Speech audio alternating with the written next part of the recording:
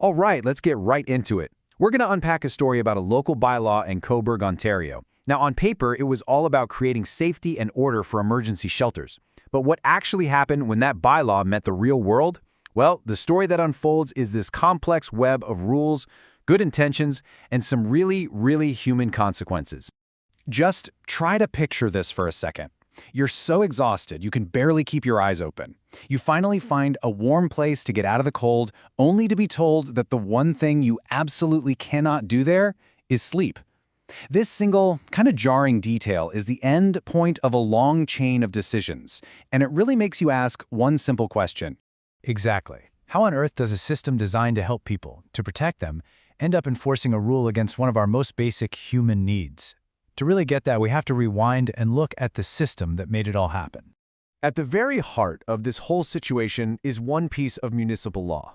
So let's break down what it is and, what it was supposed to do in the first place.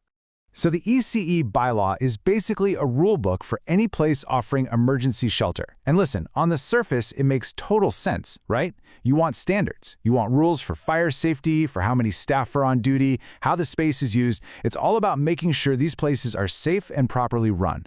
And if you look at the town's official goals for enforcing this bylaw, they seem completely reasonable. We're talking about things like public awareness, education, keeping the community safe. The stated goal here is to preserve and protect, not to punish. But the real question is, how is it enforced? And this is the key piece of the puzzle, the AMP system. It basically gives the town the power to act as its own judge and jury when it comes to bylaw problems. So instead of a long, drawn-out court process, bylaw officers can just issue fines and orders directly. It's fast, it's direct, and it gives the municipality a ton of leverage. And when I say leverage, I mean it. We are talking about fines that can reach up to $100,000. And get this, that's for each day a violation continues. For any shelter operator, especially a nonprofit, that is a massive financial threat hanging right over your head. So you've got the rules, and you've got the mechanism to enforce them with some serious teeth. Now let's see how this all played out in the real world. The events of 2025 show this really clear pattern of escalation.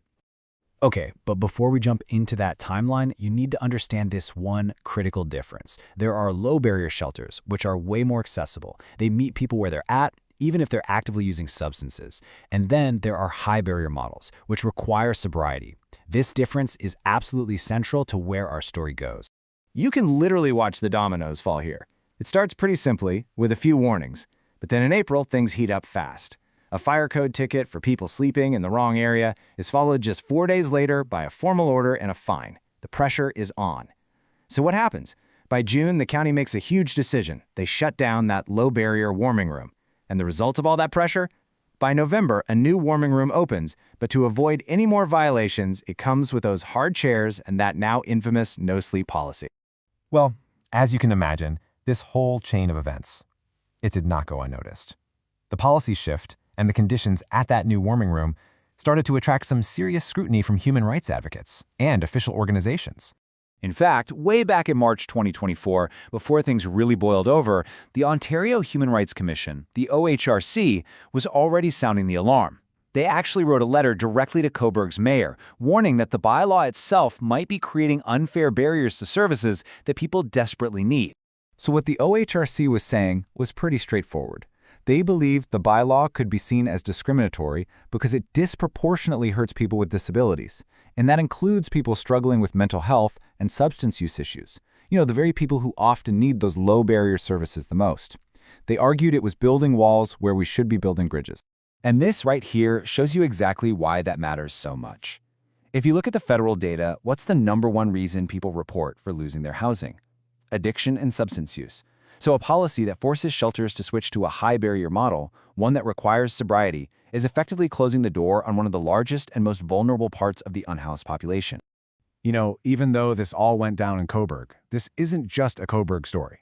This really speaks to a much bigger challenge, one that communities all over are grappling with. How do you balance regulation and safety with just basic human dignity? Because at the very core of this whole debate is a fundamental principle, one that's recognized by organizations like the Canadian Mental Health Association, that having a stable place to live isn't some kind of luxury. It's a key factor in a person's physical and mental health. You could even say it's a form of health care. And you know what? It's not just about doing the right thing. It's also about doing the smart thing financially. Just look at these numbers from the CMHA. Providing community-based housing with supports costs about $72 a day. The alternative, which is often a hospital stay or some other emergency service, costs almost $500. The math isn't hard on this one. Investing in proactive, humane solutions is just vastly more efficient. And so that leaves us here, with this really tough question. When the well-intentioned machinery of bylaws and regulations clashes head-on with the fundamental human need for something as simple as a safe place to sleep, where does our responsibility truly lie?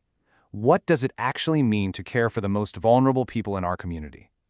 That's a question that every town, and really every one of us, has to answer.